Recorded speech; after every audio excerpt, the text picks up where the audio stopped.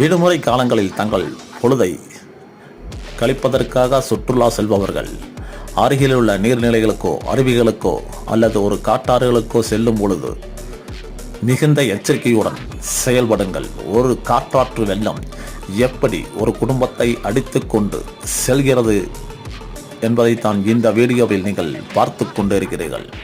மிகுந்த கவனத்துடன் அருகில் உள்ள நீர்நிலைக்கு சென்று தங்கள் பொழுதை கழித்துக் கொள்ளுங்கள்.